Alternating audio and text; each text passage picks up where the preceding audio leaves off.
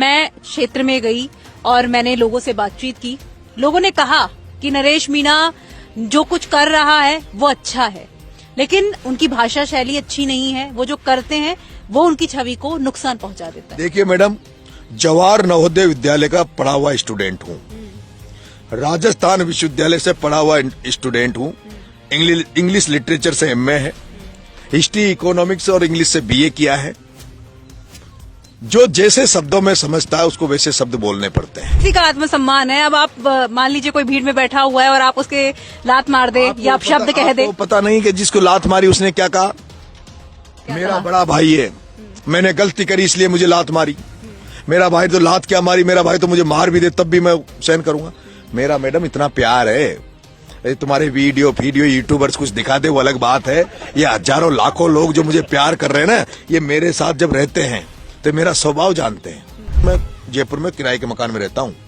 अगर नरेश मीणा के साथ जितने लोग हैं ना, ये बाया वाया तो कुछ नहीं है। मेरे पास जितने लोग हैं, जितना मैं मजबूत हूँ, जो मेरी शैली है काम करने की, अगर मैं प्रॉपर्टी का काम करने लग जाऊं, जमीनों पर कब्जा करने लग जाऊं, तो मेरे पास तो जवाहर सर्किल पे एयरपोर्ट पे 100-200 बीघा जमीन होती, जयपुर में होती। और आप तो मेरे को यूनिवर्सिटी जानते हो, जब यूनिवर्सिटी में मेरी दाग इतनी थी तो भी मैं जमीनों पर कब्जा करता तो 100-200 आज मैं 1000 करोड़ का आदमी मैं भी होता। लेकिन मैंने कभी जिंदगी में गलत नहीं किया। जेल गया, जनता के लिए गया, मुकदमे खाए, जनता के लिए खाए, लेकिन प्रमोद जैन भाया उस पर सारे के सारे मुकदमे एफआईआर की कॉपी में आपको दे दूंगा। सारे के सारे मुकदमे फ्रॉड के हैं, खनन के हैं, 420 के हैं, छल कपट के हैं। वो क्रिमिनल है, वो अपराधी है। वो कभी कभी घूमता घूमता बूंदी के जंगलों में भी आ जाता है, कोटा के जंगलों में भी आ जाता है, वो कभी सरिस्का तक चला जाता है। 25 साल से जन सेवा में लगा हुआ हूं और जहां कहीं भी मुझे लगता है कि मेरी यहां जरूरत है, यहां मुझे लोगों की को मेरी जरूरत है, तो वहां लड़ाई लड़ता हूं। और ये जनता का जन समर्थन है कि 20 महीने में तीसरा चुनाव लड़ रहा हूं और वो भी तीनों अलग अलग जगह से लड़ रहा हूं। दौसा भी मैं तो चुनाव लड़ने चला गया था, लेकिन कुछ हमारे मेरे जो चाहने वाले लोग थे उनकी चाहत पर, उनके कहने पर मैं वापस हो गया था। अगर दौसा भी लोकसभा लड़ता तो वो व्यक्ति सांसद नहीं होता जो अभी वहां सांसद है। जब तीसरा उपचुनाव जब मैं लड़ रहा हूं अंता से, तो ये मेरा कैरियर का चुनाव है। ये कैरियर दांव पर है। अगर 2 चुनाव हारा, अगर तीसरा चुनाव भी मैं हार गया, तो मैं ये मानता हूं कि मेरी राजनीतिक किताब का पन्ना बंद हो जाएगा। और जीतता हूं तो मेरी राजनीतिक कैरियर की शुरुआत अंता से होगी। एमएलए बनने के लिए राजनीति नहीं कर रहा मैं, सांसद बनने के लिए राजनीति नहीं कर रहा मैं, लीडर बनने के लिए राजनीति कर रहा हूं। मैं नेता बनना चाहता हूं। तो नेता अब अभी नहीं है, इन समर्थकों की नजर में आप नेता नहीं। आज 30 विधानसभा राजस्थान में ऐसी है जहां कम से कम मैं किसी को जिता नहीं सकता तो हरा तो जरूर सकता हूं। और ये जो लोग मेरे जो बार बार टिकट काट रहे हैं, जो मेरे को राजनीति में मेरे को जो आगे नहीं बढ़ने दे रहे, जो मेरी लकीर को बंद करना चाहते हैं, एक दिन ऐसा आएगा कि ये भी नरेश मीणा के आगे हाथ जोड़ के खड़े रहेंगे कि हमें वोटों की जरूरत है, नरेश हमारी भी मदद कर दे। नरेश मीणा को कोई टूल क्यों कह देता है? कि कांग्रेस वाला कह देता है ये बीजेपी की टीम है, बीजेपी वाला कह देता है कांग्रेस की टीम। तो ये बताओ मैडम, सरकार किसकी है? किसकी सरकार? बीजेपी की। और फिर सरकार, बीजेपी की सरकार 8 महीने मुझे टोंक जेल में रखा, 40 दिन मुझे क्या नाम से झालावाड़ जेल में रखा, 15 दिन तक आमरण अनशन किया, मेरी कोई सुनवाई नहीं करी। तो फिर मैं बीजेपी का टूल कैसे हो सकता हूँ? बीजेपी तो मुझे आए दिन रगड़ रही है, बीजेपी मुझे आए दिन खत्म करने में लगी हुई है। नेचर नेवर चेंजेस, यानी स्वभाव कभी नहीं बदलता है। ये बात हम इसलिए कह रहे हैं क्योंकि इस वक्त हम मौजूद हैं अंता मांगरोल विधानसभा क्षेत्र में। चुनावी प्रचार चल रहा है। 11 नवंबर को इस सीट पर चुनाव होने हैं और नरेश मीणा भी चुनाव प्रचार कर रहे हैं। निर्दलीय प्रत्याशी के रूप में इस सीट पर एक बार फिर से चुनाव लड़ रहे हैं, क्योंकि 20 महीने के अंदर नरेश मीणा ये तीसरा चुनाव लड़ रहे हैं। क्योंकि इससे पहले छबड़ा विधानसभा में उन्होंने चुनाव लड़ा, उसके बाद देवली उनियारा में उपचुनाव हुए, तब भी वहां से उन्होंने दावेदारी जताई, चुनाव लड़े, जेल गए, और उसके बाद अब अंता विधानसभा सीट पर उपचुनाव होने हैं और जिसमें नरेश मीणा एक बार फिर से दावेदारी जता रहे हैं, निर्दलीय प्रत्याशी के रूप में नामांकन भरा है। हमारे साथ खास बातचीत के लिए खुद नरेश मीणा ही जुड़ चुके हैं। नरेश जी, 20 महीने में तीसरा चुनाव है। जी मैम। कैसा लग रहा है ये चुनाव लड़कर? किस तरह की तैयारियां हैं? कैसा प्रचार चल रहा है? मैम, पहला जो चुनाव था मेरा छबड़ा का, वो उपस्थिति दर्ज कराने का चुनाव था, एक तरह से देखा जाए तो। जी। मैं अपने लिए एक जगह ढूंढ रहा था राजनीति में, कि बरसों से राजनीति में रहने के बाद, टिकट मांगने के बाद जब मेरे को टिकट नहीं मिल रहा था तो एक बार मुझे निर्दलीय लड़ना था, तो मैंने छबड़ा लड़ा, लेकिन अपेक्षा से ज्यादा मुझे वहां वोट मिला 45,000। उसके बाद देवली उनियारा में पूरी ताकत के साथ चुनाव लड़ा, 60,000 वोट मुझे मिला, लेकिन वो अपरिचित जगह थी, वहां कोई मेरे जानकार लोग, रिश्तेदार वगैरह नहीं थे। लेकिन फिर भी जिस तरह का चुनावी कैंपेन मेरे साथियों ने किया और जैसे विश्वास वहां जनता का जीता, 60,000 वोट वहां मुझे मिला। दोनों चुनाव में जो कमियां कोई रही, उन कमियों को दूर करते हुए मैं तीसरा चुनाव, अंता उपचुनाव, अंता की धरती पर चुनाव लड़ रहा हूं। और जिस तरह का जन समर्थन और जन आशीर्वाद जनता का मुझे मिल रहा है, उससे विश्वास है कि इस बार मेरी नैया पार होगी और मेरे को जनता विधानसभा में भेजेगी। नरेश जी, लोग ये भी आरोप लगाते हैं कि नरेश मीणा अपनी विधानसभा बार बार बदलते रहते हैं। पहले छबड़ा गए, फिर उसके बाद दौसा से भी दावेदारी जताई, उसके बाद देवली उनियारा गए, अब अंता में चुनाव लड़ रहे हैं। तो ऐसे में आपकी कोई स्थायी जगह नहीं है जहां से आप चुनाव लड़ सके। और ऐसा भी कहा जाता है कि कहीं और भी हो, अगर बिहार में भी विधानसभा चुनाव हो तो वहां भी नरेश मीणा चुनाव लड़ ले। देखो मैम, रणथंभौर का शेर केवल रणथंभौर में नहीं रहता, वो कभी कभी घूमता घूमता बूंदी के जंगलों में भी आ जाता है, कोटा के जंगलों में भी आ जाता है, वो कभी सरिस्का तक चला जाता है। 25 साल से जन सेवा में लगा हुआ हूं और जहां कहीं भी मुझे लगता है कि मेरी यहां जरूरत है, यहां मुझे लोगों की को मेरी जरूरत है, तो वहां लड़ाई लड़ता हूं। और ये जनता का जन समर्थन है कि 20 महीने में तीसरा चुनाव लड़ रहा हूं और वो भी तीनों अलग अलग जगह से लड़ रहा हूं। दौसा भी मैं तो चुनाव लड़ने चला गया था, लेकिन कुछ मेरे जो चाहने वाले लोग थे, उनकी चाहत पर, उनके कहने पर मैं वापस हो गया था। अगर दौसा भी लोकसभा लड़ता तो वो व्यक्ति सांसद नहीं होता जो अभी वहां सांसद बैठा है। चुनाव, जब तीसरा उपचुनाव जब मैं लड़ रहा हूं अंता से, तो ये मेरा कैरियर का चुनाव है,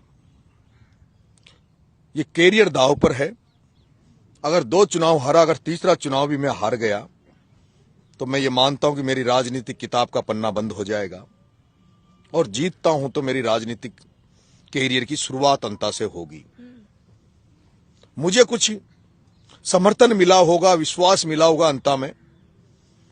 अंता के लोगों ने से बात करने पर उन्होंने जिस तरह से मेरे को बुलाकर और जिस तरह से समर्थन देकर मुझे यहां अंता के चुनाव में खड़ा किया है, आज दिन तक मैं कोई भी चुनाव बिना जन समर्थन या बिना लोगों से पूछे नहीं लड़ा। जहां कहीं भी तीनों जगह खड़ा हुआ तो लोगों से वहां से आकलन किया, सर्वे किया, उस आधार पर चुनाव लड़ा। यहां अंता की जनता की इच्छा थी कि अंता में बदलाव हो, परिवर्तन हो, और जो अभी तक जो दलीय राजनीति हो रही है उससे हटकर एक कोई चुनाव हो। और जब मुझे लगा कि मेरे यहाँ मुझे अच्छा जन समर्थन आशीर्वाद मिल सकता, तो इसलिए मैं चुनाव लड़ रहा हूँ। पर आपको नहीं लगता अगर एक विधानसभा चूज की होती, वहां पर तैयारी की होती और वहां से बार बार चुनाव लड़ते, तो शायद अब तक विधानसभा में पहुंच चुके होते? देखिए मैडम, मैं एमएलए बनने के लिए राजनीति नहीं कर रहा, मैं सांसद बनने के लिए राजनीति नहीं कर रहा, मैं लीडर बनने के लिए राजनीति कर रहा हूं, मैं नेता बनना चाहता हूं। तो नेता अब अभी नहीं है, इन समर्थकों की नजर में आप नेता नहीं है? मैं ऐसा लीडर बनना चाहता हूं जो पूरे राजस्थान की सेवा करे, और मैं सौभाग्यशाली हूं कि मुझे समर्थन जिस तरह से मिलता है पूरे राजस्थान से, वो मेरे हौसले को अफजाई करता है। मुझे जब छबड़ा चुनाव लड़ा तो मुझे कह दिया गया था कांग्रेस के बड़े नेताओं द्वारा कि आपको 45,000 वोट मिला, अगली बार आपका टिकट फाइनल है छबड़ा, और छबड़ा ही रहे। वो मुझे सीमित दायरे में बांधना चाहते थे ताकि मैं एक विधानसभा से अटैच होकर और उसी विधानसभा में सीमित होकर मैं, लेकिन आज 30 विधानसभा राजस्थान में ऐसी है जहां कम से कम मैं किसी को जिता नहीं सकता तो हरा तो जरूर सकता हूं। और ये जो लोग मेरे जो बार बार टिकट काट रहे हैं, जो मेरे को राजनीति में मेरे को जो आगे नहीं बढ़ने दे रहे, जो मेरी लकीर को बंद करना चाहते हैं, एक दिन ऐसा आएगा कि ये भी नरेश मीणा के आगे हाथ जोड़ के खड़े रहेंगे कि हमें वोटों की जरूरत है, नरेश हमारी भी मदद कर दे। इसलिए 25 साल राजस्थान विश्वविद्यालय से राजनीति करके निकला, और हाड़ौती का पहला शख्स था जो 99 में जयपुर गया और उस राजस्थान विश्वविद्यालय में पहला चुनाव हाड़ौती से जाकर लड़ा और चुनाव जीता जनरल सेक्रेटरी का, वो नरेश मीणा था। और उस राजस्थान विश्वविद्यालय में जिसमें पूरे राजस्थान के स्टूडेंट यूथ आता है, पूरे राजस्थान में एक पहचान बनी। प्रभात चौधरी को जब निर्दलीय थर्ड मोर्चे से बनाया तो पूरे नागौर से लेकर पूरी शेखावटी बेल्ट में पहचान बनी। अंकित धायल को जब जिताया तो पूरी शेखावटी बेल्ट बनी, पूरे एरिया में वो बनी। मैं चाहता हूं एक ऐसा लीडर बनूं जिसको जो ज्यादा से ज्यादा लोगों की सेवा करे, एक सीमित दायरे में नहीं रखे। मैं तो अभी मध्य प्रदेश में एक चांचोड़ा विधानसभा है, वहां एक डैम का काम, बांध का मामला चल रहा है और वहां हजारों लोग विस्थापित हो रहे हैं। वो बहुत बड़ी संख्या में मेरे पास आए थे कि हम आपकी जरूरत है, वहां आंदोलन कर रहे हैं। अभी डूंगरी बांध में सवाई माधोपुर में एक आंदोलन चल रहा है, वहां भी मैं गया तो वहां भी हजारों लोगों ने आशा करते हैं कि नरेश मीणा हमें विस्थापित होने से बचाएगी। तो मैं सीमित दायरे में नहीं रहना चाहता। मैं राजस्थान की राजनीति में बड़ा जो ओहदा है उसको प्राप्त करना चाहता हूं, उस पर जाना चाहता हूं। तो उसके लिए एक सीमित दायरे में बनकर काम नहीं करना चाहता। मैं इन बातों पर भी आऊंगी, आपने जो बात कही है, लेकिन लोग भी ये जानना चाह रहे हैं, क्योंकि कई लोग ऐसा आरोप लगाते हैं कि भाषा शैली ठीक नहीं। आखिर नरेश मीणा को इतना गुस्सा क्यों आता है, क्यों अपना आपा खो देते हैं, कभी किसी व्यक्ति के मुंह पर माइक ठूस देते हैं, जो कि अभी हुआ रिसेंटली। इसके अलावा भी कई चीजें वायरल हुई हैं, वीडियोस वायरल हुए हैं कि आपने हाथ उठा दिया अपने ही कार्यकर्ता पर। देखिए, आपको शॉर्ट टाइम राजनीति करनी है, स्वार्थ की राजनीति करनी है, तो आप गलत लोगों को भी अपने इर्द गिर्द रखोगे और उनकी खुशामद करोगे। लेकिन आपको लंबी रेस का घोड़ा बनना, अगर लंबी रेस में लंबी दूरी तक आपको आगे बढ़ना है तो आप में एक अनुशासन होना चाहिए। और आपके कार्यकर्ताओं और उनके समर्थकों में भी अनुशासन की बहुत सख्त जरूरत है। और ऐसे में जब मुझे लगता है कि मेरे आसपास के लोग अनुशासन को भंग कर रहे हैं, या हजारों लाखों लोग जब हमसे आशा उम्मीद करते हैं, और जब वो लगता है कि अनुशासन भंग कर रहे हैं, तो जो नेचर है मेरा जो है, जो सच्चा है, मैं कोई बनावटी नहीं हूं, और जो सच्चा है वो सामने है। नरेश जी, आपको नहीं लगता कि राजनीति की अपनी एक मर्यादा होती है, और जब आप पब्लिक फिगर होते हैं तो आपको ध्यान रखना चाहिए कि आप गुस्सा ना करें, क्योंकि बहुत से लोगों को ये पसंद नहीं आता है और लोकतंत्र में साफ छवि वाला नेता पसंद किया। देखो मैम, सोशल मीडिया का जमाना है, इसलिए हर चीज ओपन हो जाती है। आजकल तो बंद कमरे में भी बैठो तब भी सोच सोच के इधर उधर देखना पड़ता है, कोई मोबाइल तो नहीं चल रहा। आदमी मन की बात कही नहीं पाता। आज सब लोग सच्चाई को सामने बोल ही नहीं पाते, डरते हैं। कोई भी आदमी किसी से बात करता था, चेक करता था, इसके मोबाइल, इसकी जेब में मोबाइल तो नहीं है, पहले मोबाइल बाहर रखवा दो। और बड़े बड़े नेता और बड़े बड़े अधिकारी तो आजकल उनके ऑफिसों में जाओ, आप दफ्तरों में जाओ तो मोबाइलों को बाहर रखवा देते हैं और तब बात करते हैं। मुझे इस चीजों कोई फर्क नहीं पड़ता, मैं जैसा हूं वैसा हूं। अब मैं जो सच्चाई बोल रहा हूं, साफ सुथरी बात कर रहा हूं, वो किसको कैसी लगे इसका मैं मायने नहीं रखता। आपने जो कल जो एक वीडियो आया है, मैं चुनावी कैंपेन में हूं, और चुनावी कैंपेन में हूं, सैकड़ों लोगों से जब मैं अपनी बात रखता हूं, सैकड़ों लोग, हजारों लोग मेरी बात को सुनने आ रहे हैं। कल रात को 3 बजे तक लोग मेरी बात को सुनने आ रहे हैं। और वहां प्रायोजित तरीके से कुछ लोगों को शराब पिलाकर आपके कार्यक्रम को फेल करने के लिए भेजा जाता है, और वो केवल इस मानसिकता के साथ आते हैं कि वो आपका वातावरण को गंदा करे, दूषित करे।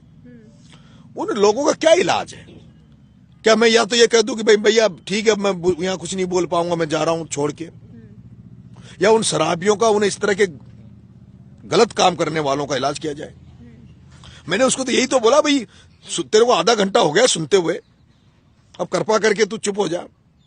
और फिर उस आदमी ने, मुझे नहीं, वो जो खान की झोपड़िया जो गांव है, जो आज हिंदुस्तान उस गांव को जानता है, तो भरत सिंह जी कुंदनपुर साहब की वजह से जानता है। भरत सिंह जी कुंदनपुर साहब ने उनकी बहुत आवाज को बुलंद किया था। उस गांव को बचाने के लिए, गांव को कोटा जिले में जोड़ने के लिए उन्होंने कई पत्र मुख्यमंत्री को लिखे, मुख्यमंत्री को काफिले को रोक लिया था। जब वो भरत सिंह जी के लिए अपशब्द बोला, तब फिर मेरे से सहन नहीं हुआ, फिर मैंने उसको जो भी गुस्साया, माइक और वो, ठीक है। लेकिन गांधी जी ने कहा है कि अगर कोई एक गाल पे थप्पड़ मारे तो आप अपना दूसरा गाल भी आगे। जमाना बदल गया मैडम। अगर आप किसी से एक गाल पे कहोगे, एक गाल पे थप्पड़ मारो तो दूसरे पे, तो 4 रस खाएगा आपके। अब वो जमाना नहीं है। गांधी जी का जमाना होता तो इस तरह से देश खोखला नहीं होता। ये गांधी का सपनों का देश नहीं है, भगत सिंह के सपनों का देश नहीं है। ये तो भ्रष्टाचार की भेंट चढ़ा हुआ। चारों तरफ राजनीति, जो लोग जनसेवा की बात करते हैं वो लुटेरे बन गए। हाड़ौती में यही तो हो रहा है, जिनके खिलाफ मैं लड़ रहा हूं। जो वोट मांगते समय तो जनसेवक बन जाते हैं और बाद में राजनीति को उन्होंने पैसे कमाने का धंधा बना लिया, व्यवसायीकरण कर लिया। उनके खिलाफ लड़ाई लड़ रहा हूं। इस पे भी मैं आऊंगी, लेकिन प्रहलाद गुंजल साथ नहीं दिखाई दे रहे। उन्होंने आपके पोस्टर के साथ उनकी फोटो लगी तो उन्होंने ये भी क्लियर कर दिया कि भाई मैं भाया के साथ हूँ। देखो ऐसा है, आपने उनके चुनाव में किस तरीके से कैंपेनिंग की थी, किस तरीके से आपने काम उनका कर्तव्य, वो कांग्रेस के साथ हैं, कांग्रेस पार्टी में हैं और मैं आशा और अपेक्षा उनसे इसलिए नहीं करता कि उनका धर्म कांग्रेस के साथ रहना है। लेकिन जिस तरह से भीष्म पितामह द्रोणाचार्य कौरवों के साथ होते हुए भी उनका आशीर्वाद अर्जुन को था, गुंजल साहब, पायलट साहब कहीं भी रहे उनका आशीर्वाद नरेश के साथ होगा। मन का आशीर्वाद तो नरेश के साथ है। कल एक गांव में जहां मेरा कार्यक्रम था, कुछ बच्चों ने, अब नए लड़के तो यही जानते हैं, तो उन्होंने उनकी फोटो लगा दी थी। मैंने उनको फिर बाद में डांटा भी सही था, भाई आपको गुंजल साहब की फोटो का इस्तेमाल नहीं करना चाहिए था, क्योंकि वो तो मेरे से बहुत पहले से लड़ते हुए आए राजनीति में। और जिस तरह से उनकी भी राजनीतिक हत्या की गई, बीजेपी में वो रहे तो शांति धारीवाल जी, ओम बिरला जी की दोनों की जोड़ी ने मिलकर उनको बीजेपी की राजनीति में निपटा दिया। ओम बिरला जी आज की तारीख में बीजेपी में इस लेवल पे चले गए कि गुंजल साहब का अस्तित्व बचाना बीजेपी में मुश्किल हो गया था, तो वो मजबूरी में कांग्रेस में आए। कांग्रेस में उन्होंने ईमानदारी से काम किया। कांग्रेस को मजबूत व्यक्ति मिल गया था कोटा बूंदी में, जिसको कोई हराने वाला नहीं था। लेकिन उनके साथ अभी जो कांग्रेस में आए तो सारे कांग्रेस के नेताओं ने, एक नेता तो हमारे यहाँ प्रभारी बनकर आया है बूंदी से, मेरे यहाँ मुझे हराने के लिए, नाम तो क्या बताऊं। उन तमाम लोगों ने, उनकी टीम ने, धारीवाल जी की टीम ने मिलकर, पूरे कांग्रेसियों ने मिलकर और उनके साथ धोखा किया, उनको चुनाव हराया। गुंजल साहब के साथ ईमानदारी से तो भरत सिंह जी कुंदनपुर थे, लेकिन नरेश मीणा था जो बिके नहीं तो सारे के सारे कांग्रेसियों ने ओम बिरला से पैसे लेके और ओम बिरला का काम किया था, इसलिए वो 40,000 से हार गए थे। और वहां भी इसी तरह का जो षड्यंत्र यहाँ किया जा रहा है मेरे खिलाफ, वही षड्यंत्र गुंजल साहब के सामने किया गया था। वहां एक गुजर समाज के व्यक्ति से एक मीणा समाज के व्यक्ति को कुल्हाड़ी मरवाकर उनका चुनावी नुकसान किया था। गुंजल साहब कांग्रेस में है, मैं भी नहीं चाहता कभी भी, वो मेरे बड़े भाई हैं, कि वो मेरा चुनाव हारना जीतना अलग बात है, लेकिन गुंजल साहब का कोई नुकसान राजनीति में नहीं हो, क्योंकि वो मेरे से भी ज्यादा उन्होंने दुख झेले, मतलब राजनीति में जो उनको मुकाम मिलना चाहिए वो नहीं मिला। तो गुंजल साहब को लेकर मेरा कोई गिला शिकवा नहीं रहेगा। हाल फिलहाल में कोई फोन पर उनसे बातचीत हुई आपकी? बिल्कुल नहीं, बिल्कुल नहीं। लास्ट टाइम बात कब हुई थी? उन्होंने कहा था जब टिकट मेरा कट गया था, मैं फॉर्म भरने की तैयारी कर रहा था, तो गुंजल साहब ने कहा था कि नरेश, निर्दलीय नहीं लड़ना चाहिए, आप मुख्य धारा में आओ और मैं बात करूंगा जहां भी उचित प्लेटफॉर्म पे, अगर आप कांग्रेस के साथ काम करते हो। तो मैंने उनसे आग्रह पूर्वक कि साहब मैं छबड़ा टिकट मांगा, नहीं मिला, देवली टिकट मांगा, नहीं मिला। और मुझे नहीं लगता कि जिस तरह से हाड़ौती की कांग्रेस भी बिरला की मुट्ठी में है, ओम बिरला की मुट्ठी में, तो ओम बिरला मुझे कभी टिकट मिलने देगा। जिस आदमी ने मुझे जेल में रखा वो मुझे कभी टिकट नहीं मिलने देगा। इसलिए मैं तो ये चुनाव तो लड़ूंगा। मैंने उनको आग्रहपूर्वक मना कर दिया था और अब चुनाव में खड़ा हूं। क्योंकि देखिए, अशोक गहलोत ने भी ये कहा था कि आप लंबी रेस के घोड़े हैं और आपके अंदर उनको राजनीति करने का जो व्यक्तित्व आपका जैसा है वो दिखता है कि आप अच्छी राजनीति करेंगे, आपका भविष्य उज्जवल है। और उन्होंने भी ये बात कही, अशोक गहलोत ने कही, प्रहलाद गुंजल ने भी कहा, लेकिन फिर उसके बावजूद आपने क्यों, आप नहीं माने? गहलोत साहब ने मुझे सीरियस लिया, मेरे बारे में चिंतन किया, इसके लिए उनको आभार, उनका धन्यवाद।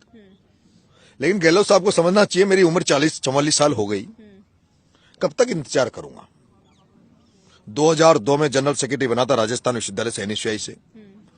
8 में, 13 में, 18 में, 24 के लोकसभा में, देवली उपचुनाव में, फिर अभी टिकट मांग रहा हूं। इन पूरे दौरान टिकट भी नहीं मिला। लेकिन मैंने पिछली गवर्नमेंट में कहा भाई मुझे कोई बोर्ड वोर्ड में जगह दे दो, नहीं दी। मैंने कहा मुझे 12 का जिला अध्यक्ष बना दो, नहीं बनाया। तो कब तक वेट करूं? आदरणीय गहलोत साहब के बेटे को तो 2 बार सांसद का मौका मिल गया, और नरेश मीणा को छात्र राजनीति से निकलने वाले को 25 साल हो गए, मौका ही नहीं मिल रहा। तो गहलोत साहब, आप तो आशीर्वाद रखना, नुकसान मत करना।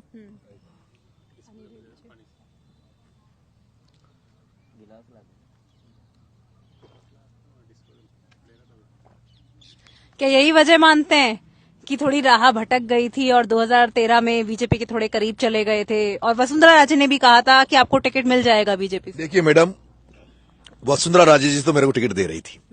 वसुंधरा जी की तो मेरे पे कृपा थी, वो गलती मैंने की थी जो टिकट नहीं लिया, नहीं तो 2013 में मैं एमएलए किशनगंज से बन जाता।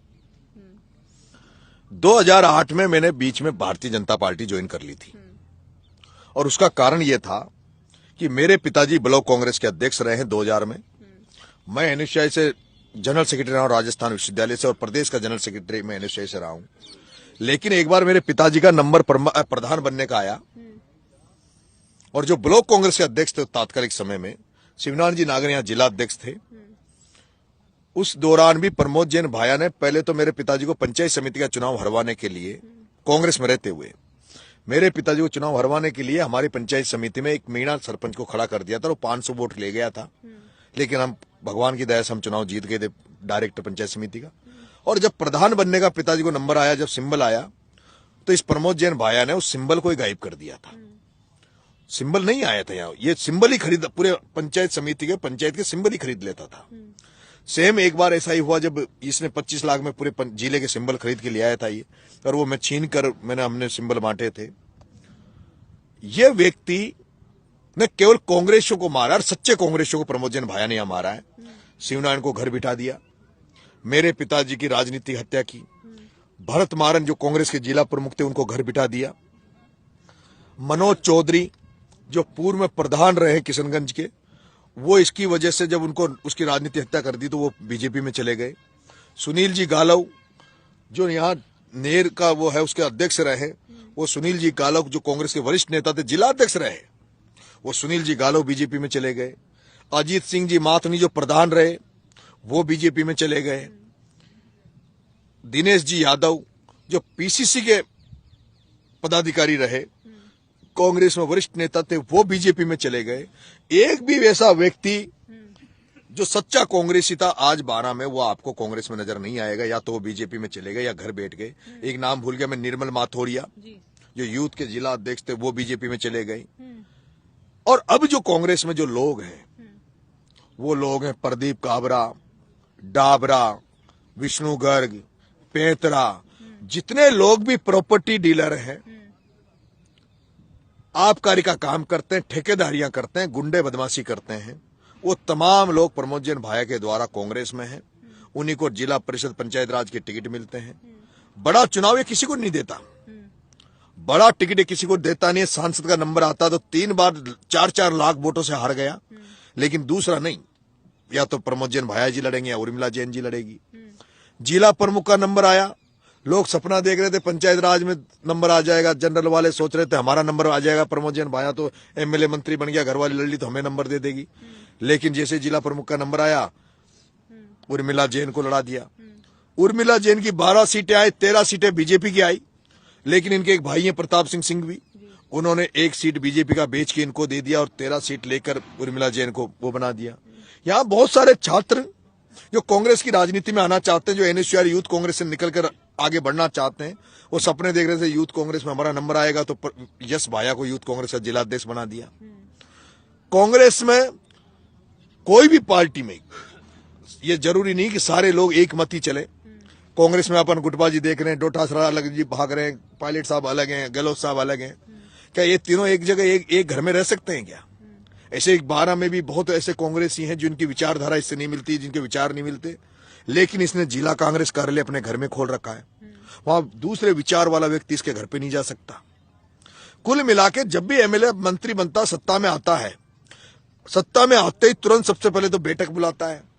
उसमें कौन कौन व्यक्ति ऐसे हैं जो जिनको बुला के कि तू आबकारी का काम संभालेगा, तू 12 में जितने भी प्लॉटिंग होगी, प्रॉपर्टी का काम होगा उसको तू संभालेगा, पीएचडी तू संभालेगा, पीडब्ल्यू तू संभालेगा, गौशाला तू संभालेगा, मंदिर जितने भी बनेंगे इसमें पैसे खाने का काम तू संभालेगा। ये इसका धंधा है मैडम। अभी थोड़ी देर पहले आप ये कह रहे थे कि चुनाव हारूं या जीतूं, लेकिन चुनाव हराने की ताकत तो मैं रखता हूं। और आप पर आरोप लगाते हैं प्रमोद जैन भाया कि आप बीजेपी के बी टूलो। देवली उनियारा में ये भी आरोप लगा कि आपने कांग्रेस प्रत्याशी को हराने के लिए बीजेपी की ओर से चुनाव लड़ा। देखिए मैडम, ऐसा है, मैंने आपने जो कहा ना हरा तो सकता हूं, वो बात अंता पे नहीं कही थी। मैंने की राजस्थान की 30 सीटों पे 2028 का जो चुनाव होगा तो नरेश मीणा कईयों की किस्मत को उलटफेर करेगा। जो मेरा नुकसान कर रहे हैं ना अभी राजनीति में, उन सबके दरवाजे पे मैं वहां जाके ये जरूर कहूंगा कि ये लोग मुझे हराने देवली गए थे, छबड़ा गए थे, अंता आए थे। और इनको, इन नेताओं की दुकानें तो बंद, उस 2028 के चुनाव में बड़े बड़े जो नेता बनते हैं ना अपने आप को, जो ये कहते हैं कि हम जो टिकट लाकर जो बन जाते हैं, उनको भी दिखाऊंगा। मेरा टिकट कटा छबड़ा से, कांग्रेस से, तो 7 सीटें, झालावाड़ 12 की 7 की 7 सीटें हार गई थी। एक टिकट इसलिए जीत गया सुरेश गुर्जर का, क्योंकि वो पायलट साहब के कैंडिडेट थे और पायलट साहब का मेरे प्रति मैं उनका आदर करता था, इसलिए वो सुरेश गुर्जर जी जीत गए थे। बाकी 7 लोग इसलिए हार गए, मेरा टिकट कट गया था। मेरा जो अंता में टिकट काटा है ना, 2028 में 30 सीटों पे टिकट काट दूंगा कांग्रेस वालों का, जनता के द्वारा। और ये जो मुझे हराने आ रहे हैं प्रभारी बन बन के बीजेपी कांग्रेस के, इनको अंता की जनता, इनको इस चुनाव को बाया को इनको नहीं देखेगी। अंता की जनता उन सारे प्रभारियों को देखेगी जो मुझे हराने यहाँ आएंगे, और उन प्रभारियों को नहीं देखेगी। गांव में लोगों ने तय कर लिया कि सरपंच वही बनेगा जो नरेश को वोट देगा। डायरेक्टर जिला परिषद का टिकट लिया ना, टिकट को लेके डोलते रहना जैसे भाईयार मोरपाल डोल रहे हैं। अगली पंचायत राज का चुनाव आ रहा है 6 महीने बाद में, जो नरेश के साथ दिखेगा उसको ही जनता साथ देगी। जनता खुली कह रही है कि नरेश का साथ देने वालों को हम साथ देंगे। गांव में भाया का 2 वोट नहीं है, भाया पंचायत राज में किसी डायरेक्टर जिला परिषद को 2 वोट नहीं दिला सकते। लेकिन ये जो यूथ, जो लोग मेरे साथ काम कर रहे हैं, जो एक निर्दलीय के रूप में काम कर रहे हैं, ये सबको देख रहे हैं। इन्होंने छबड़ा भी तय कर लिया, देवली उनियारा भी तय कर लिया कि जो जैसा नरेश का साथ देगा पंचायत राज के चुनाव में, हम आने वाले चुनाव में उसका वैसा ही साथ देंगे। कोई गुप्त रूप से नरेश का साथ देगा तो हम गुप्त रूप से देंगे, जो चौड़े में आकर नरेश का साथ देंगे तो हम चौड़े में आकर नरेश का साथ देंगे। और जो नरेश को हराने आ रहे हैं, जो नरेश के खिलाफत जो प्रचार कर रहे हैं, वो सपने छोड़ देना सरपंच डायरेक्टर जिला परिषद बनने का। लेकिन आपने कभी तो मंथन किया होगा, 20 साल से ज्यादा राजनीति करते हो गए, क्यों पार्टियां आपको टिकट नहीं देती हैं? अब बीजेपी ने मौका दिया तो वो आपने ठुकरा दिया, और आज तक संघर्ष ही कर रहे हैं। डर लगता है मैडम, कांग्रेस की राजनीति में तो डर ये लगता है कि नरेश मीणा और सचिन पायलट एक नहीं होने चाहिए। हाड़ौती की राजनीति में डर ये लगता है कि प्रहलाद गुंजल और नरेश मीणा एक नहीं हो जाए। मैं जब टोंक जेल में था तो मुझे पहला ऑफर यही था कि तुम गुंजल साहब को छोड़ दो, तुम चाहोगे जो दे देंगे, तुम्हारे केस वेस बहुत छोटी चीजें हैं, केस वेस भी हटा देंगे, सब कुछ हटा देंगे, लेकिन गुंजल साहब को छोड़ दो और हमारे साथ आ जाओ। ये जो राजनीतिक चेतना में जो किसान कौमा में ला रहा हूं, चौधरी चरण सिंह, राजेश पायलट के सपनों को पूरा करने के लिए जिस तरह से हाड़ौती में किसानों को मैं एक जाजम पर ला रहा हूं, उसका खौफ सताता है। और वो खौफ इतना बड़ा हो गया कि आज की तारीख में मेरा ये मानना है कि जिस भी लीडर के साथ मैं खड़ा रहूंगा उसके साथ एक बड़ा जन समर्थन उसके साथ रहेगा। और यही कारण था कि अंता में इतना जल्दबाजी करके कांग्रेस ने टिकट क्यों बांटा। इनको डर था कि नरेश को चाहने वाले कांग्रेस में नेता कि राहुल गांधी से कह के नरेश को टिकट नहीं दिला दे, इसलिए बहुत जल्दबाजी में डोटासरा जी ने आनन फानन में ये टिकट भैया जी को दिया है। डोटासरा जी से मैं तो यही कहूंगा कि एक जमाने में बड़े बड़े जाट नेता हुए, परशुराम जी मधेरना, नाथुराम जी मिर्दा, राम निवास जी मिर्दा, जिन्होंने हमारे यहाँ हाड़ौती की राजनीति में शिवनारायण मीणा को जिंदा, शिवनारायण जी धाकड़ को जिंदा रखा, परशुराम जी मदेरना ने रामनारायण जी मीणा को जिंदा रखा। हमारे यहाँ जो ग्रामीण पॉलिटिक्स थी उसको यहाँ रामकिशन जी वर्मा थे, वो उनकी वजह से चल रहे थे। और आज दुर्भाग्य की बात है कि किसान के घर में पैदा हुआ डोटासरा, एक किसान के घर में पैदा हुआ गोविंद सिंह डोटासरा जो किसानों की बात करता है, और एक किसान के बेटा जो कांग्रेस में टिकट मांग रहा है, उस किसान के बेटे की राजनीतिक हत्या करके और एक सेठ की राजनीति को जिंदा कर रहा है। एक दिन सीकर भी जाऊंगा, लक्ष्मणगढ़ भी जाऊंगा और वहां के किसानों से कह के आऊंगा कि एक जमाना था जब परशुराम मदेरना, नाथुराम मिर्दा हाड़ौती में किसान राजनीति को जिंदा कर रहे थे, किसानों के नारे लगवाते थे, और एक ये डोटा आसरा है, जो नरेश मीणा जब किसान का बेटा हाड़ौती में जब किसानों को जगा रहा था, तब ये उसकी राजनीतिक हत्या करके प्रमोद जैन भाया की राजनीति को जिंदा कर रहा था। इलाज सबका लूंगा, बदला सबसे लूंगा, सबसे हिसाब किताब बराबर करूंगा। अच्छा, एक बात बताइए, वैसे भी राजनीति में जो दिखता है वो होता नहीं है और होता है वो दिखता नहीं है, तो अंदर खाने तो नेता आपकी मदद कर सकते थे ना, चाहे वो गुंजल जी हो या आप जिनका नाम ले रहे हैं, जो आपको खास लगते हैं। देखिए मैडम, महाभारत के युद्ध में भीष्म पितामह द्रोणाचार्य का आशीर्वाद अर्जुन के साथ था, इसलिए अर्जुन युद्ध में जीता। अर्जुन ने भी कभी उनसे ये नहीं कहा कि आप मेरे साथ युद्ध में लड़ो। अर्जुन ने जब भी उनसे आशीर्वाद लेने जाते थे तो उन्होंने कभी भी ये नहीं कहा कि आप मेरे साथ युद्ध में लड़ो। वो तो ये कहते थे आप मेरे पास आशीर्वाद बनाए रखो। वही आशीर्वाद मेरे साथ बना हुआ है और मुझे उनका सिर्फ आशीर्वाद ही चाहिए और कुछ नहीं चाहिए। वो मेरे साथ आए, मतलब वो अगर यहाँ कांग्रेस का प्रचार करने आते हैं तो मैं बुरा नहीं मानूंगा, और मैं जानता हूं कि उनकी आत्मा, उनका आशीर्वाद मेरे साथ है। लेकिन नरेश मीणा को कोई टूल क्यों कह देता है कि कांग्रेस वाला कह देता है ये बीजेपी की टीम है, बीजेपी वाला कह देता है कांग्रेस की टीम तो ये बताओ मैडम, सरकार किसकी है? किसकी सरकार? बीजेपी की। और फिर सरकार, बीजेपी की सरकार 8 महीने मुझे टोंक जेल में रखा, 40 दिन मुझे क्या नाम से झालावाड़ जेल में रखा, 15 दिन तक आमरण अनशन किया, मेरी कोई सुनवाई नहीं करी, तो फिर मैं बीजेपी का टूल कैसे हो सकता हूँ? बीजेपी तो मुझे आए दिन रगड़ रही है, बीजेपी मुझे आए दिन खत्म करने में लगी हुई है, मेरे पे मुकदमे लगा रही है, मैं कैसे बीजेपी का टूल हो सकता हूँ? पूरी बीजेपी यहाँ मुझे मारने में तुली हुई है। बीजेपी का टूल प्रमोद जैन भाया है। प्रमोद जैन भाया ओम बिरला और अमित शाह का दलाल है। प्रमोद जैन भाया कांग्रेस का होते हुए भी एक शब्द, अगर आप इंटरव्यू लेना प्रमोद जैन भाया से और उससे कह देना कि आप तो बिरला के खिलाफ बोल जाओ, अमित शाह के खिलाफ बोल जाओ, हम आपको सच्चा कांग्रेसी मान लेंगे। प्रमोद जैन भाया एक शब्द ओम बिरला और अमित शाह के खिलाफ बोल जाएगा, उस दिन मैं प्रमोद जैन भाया को सच्चा कांग्रेसी मान लूंगा। किरोड़ी लाल जी भारतीय जनता पार्टी के वरिष्ठ नेता, भारतीय जनता पार्टी के मंत्री, 67,000 करोड़ का इल्जाम लगाते हैं कि 67,000 करोड़ का भ्रष्टाचार प्रमोद जैन भाया ने किया। लेकिन प्रमोद जैन भाया पे ईडी सीबीआई क्यों नहीं आई? और प्रताप सिंह खाचरियावास पे क्यों ईडी सीबीआई गई? क्यों कांग्रेस के नेता, विपक्ष के नेताओं पे ईडी सीबीआई जाती है? प्रमोद जैन भाया पे 18 मुकदमे दर्ज हुए, क्यों जेल नहीं गया? क्यों उसकी घरवाली जेल नहीं जाती, उसके साथ वाले जेल नहीं जाते? टूल कौन हुआ मैम? टूल तो वो हुआ जो बीजेपी के संरक्षण में, बीजेपी की सत्ता होते हुए, डबल इंजन की सरकार होते हुए बीजेपी कांग्रेस की, एक कंवर लाल को तो जेल में डाल दिया गया, एक एमएलए को नहीं बचाया बीजेपी की सरकारों ने।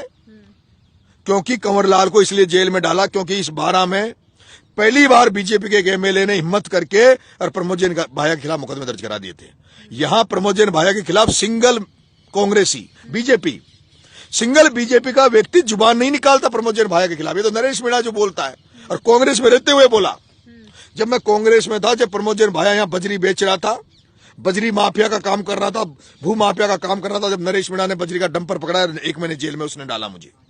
किसानों के लिए फसल बीमा का पैसा दिलवाने के लिए जब मैंने धरना दिया तो मुझे जेल में डलवाया, 5 मुकदमे मेरे लगाए, रासुका लगाए मेरे ऊपर।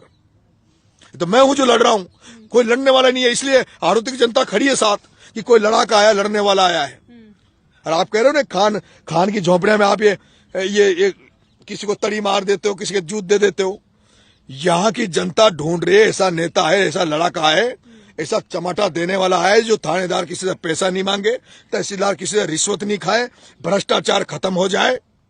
जो लोग भ्रष्टाचार को खत्म करने के लिए नेताओं को वोट देते हैं, वो नेता ही भ्रष्टाचार करने लग जाते हैं। कहां जनता जाएगी, किसके पास जाएगी? अगर मैं बन गया, मैं जनता से भी कह रहा हूं, एमएलए में बन गया तो ये किसानों के फसल बीमा का पैसा, ये बिजली का जो खेतों में तार लटक रहे हैं, खंबे टेढ़े हो रहे, आए दिन जनहानि हो जाती, लोग मर जाते हैं, बिजली वाले बिल लेने पहुंच जाते हैं लेकिन तार ठीक करने नहीं जाते। खाद का कट्टा 1800 में 2000 में मिल रहा है किसान को। परवन वरद परियोजना का एक काम चल रहा है जो बरसों से चल रहा है, पैदा हुए जब से काम चल रहा है, अकाउंट डैम का, उसकी नेर खेतों तक नहीं आई। और ईआरसीपी, पूर्वी राजस्थान में ईआरसीपी का प्रोजेक्ट 5 साल में चर्चा में आया, नोनेरा बन गया, इसरदा बन गया, लोग उसका पानी खेतों तक पहुंचने वाला है, इतनी गति से काम हुआ। और हमारे यहाँ अकाउंट का डैम, पूरी हाड़ौती जो नदियों के बीच में हम बसे हुए हैं, सारी नदियां तो हाड़ौती से निकल रही है, चंबल, काली सिंध, पार्वती, परवन। उसके बाद भी हमारे नदियों के किनारे जो खेत हैं वो खाली पड़े हैं, प्यासे पड़े हैं। हमारे जो चौकी बोरदा से लेके बामला, थामली, सुंदलग, सारे गांव में अकाल आ जाता है। अभी थोड़े दिन बाद में ट्यूबवेल का पानी बीत जाएगा। एक किसान जो ट्यूबवेल की खेती कर रहा है उसकी एक मोटर जलने पर 10,000 का खर्चा आता है मैडम, और 24 घंटा उसका वेस्ट होता है। और जहां पर नेर है वहां किसान रात को जाता है, धोरा मोड़ता है, धोरा को तोड़ता है, सुबह तक खेत भरा हुआ मिलता है। उसके बाद वो उसकी खेती से फ्री होकर दूसरे काम धंधे करता है। लेकिन जहां ट्यूबवेल की खेती होती है वो इतनी खर्चीली खेती है, उसको बिजली का बिल देना पड़ता है। उसको ट्यूबवेल में मोटर खराब हो गई तो उसको क्या नाम से मोटर का सुधराने का 10,000। उसको जो एक 10 बीघा का खेत जो नेर के क्षेत्र में 1 घंटे में भर जाता है, ट्यूबवेल की जहाँ खेती होती है वहां 10 दिन लगते हैं। 10 दिन उसको रात दिन मजदूरों को खड़ा करना पड़ता है, उसको पैसा देना पड़ता है। कई जगह जनरेटर चला के, कई ट्रैक्टरों के अल्टरनेटर 5 लीटर घंटा का डीजल खाता है। वो 5 लीटर घंटा का डीजल चलाकर लोग खेती करते हैं, कुछ बचता ही नहीं है। अभी यहाँ धान खत्म हो गई, उड़द की फसल खत्म हो गई, सोयाबीन खत्म हो गई, लेकिन कोई फसल बीमा की बात ही नहीं कर रहा। मैं अगर बन जाऊंगा तो किसानों के लिए, यहाँ के गरीबों के लिए, असहाय लोगों के लिए मुझे कोई सा भी मार्ग अपनाना पड़े वो अपनाऊंगा और सबके कष्टों को दूर करने का प्रयास करूंगा। यहाँ सबसे बड़ा समाज दलित समाज है। अंता विधानसभा में 52,000 वोट एससी के हैं, जिसमें बड़ा समाज बेरवा समाज, मेघवाल समाज, एरवाल समाज है।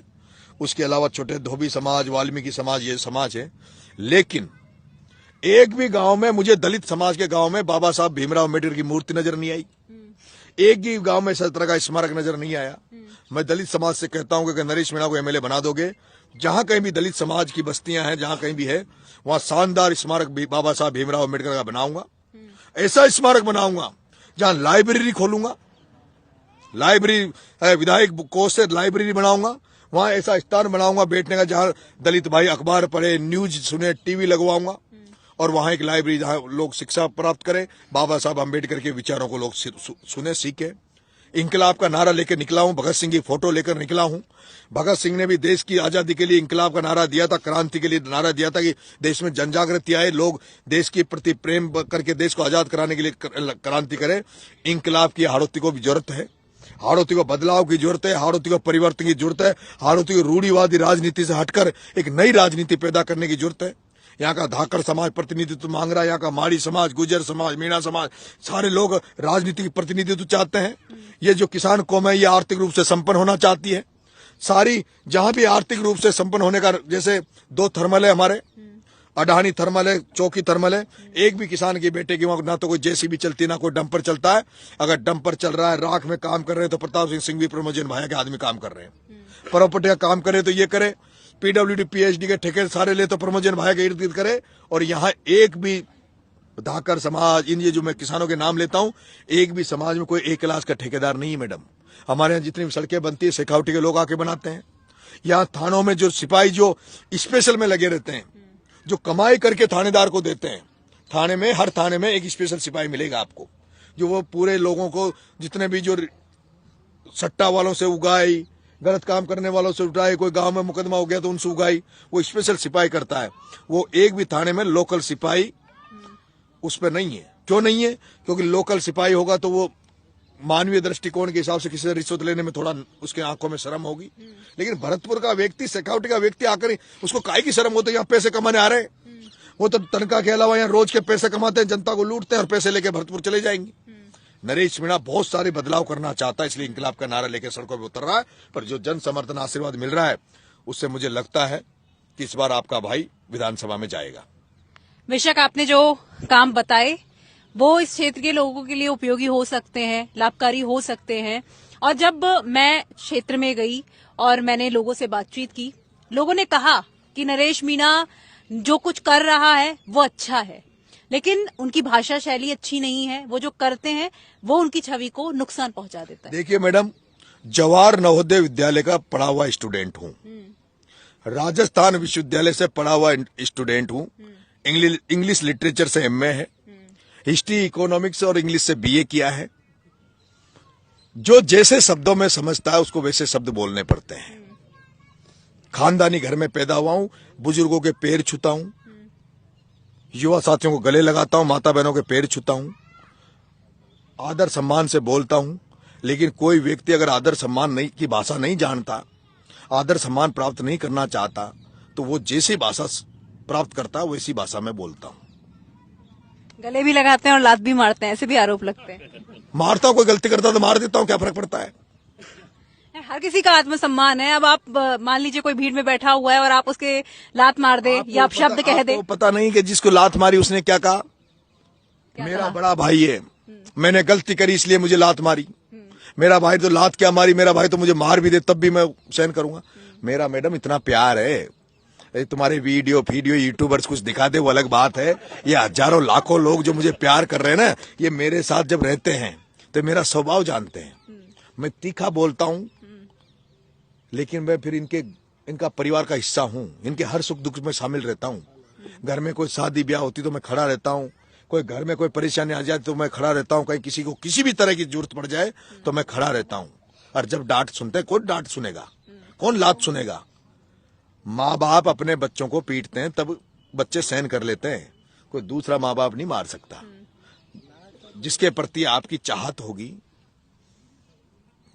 आपका आदर करते होंगे, वो डांट भी सुनते हैं, गलती करते हैं तो बाहर भी खा लेते हैं। लेकिन अमेरिका में आप नहीं पीट सकते बच्चों को। लेकिन चलिए ये बात तो ठीक है, लेकिन जिस तरीके के आरोप आप प्रमोद जैन भाया पर लगा रहे हैं, आप प्रमोद जैन भाया के खिलाफ इतना कुछ बोलते हैं। आपने इस पूरे चुनाव में बीजेपी प्रत्याशी मोरपाल सुमन के बारे में कुछ भी नहीं कहा है। वो तो गाय है, उसके बारे में क्या बोलूं। वो तो गाय है, बेचारा है, किसान का बेटा है।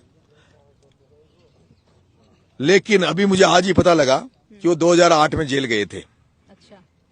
मोरपाल जी सुमन भ्रष्टाचार के मामले में ही जेल गए थे। वो डीलरशिप थी उनके हाथ में, और उस डीलरशिप में उन्होंने कुछ घपला कर लिया था, इसलिए वो जेल गए थे। उस समय जब जेल गए थे तो प्रमोद जैन भाया ने उनको जेल में बचाया था।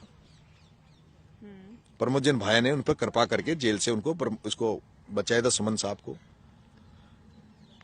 सुमन साहब अब सीधे आदमी हैं, वो वैसे ही रहेंगे जैसे बीजेपी के बाकी नेता भी यहां रह रहे हैं।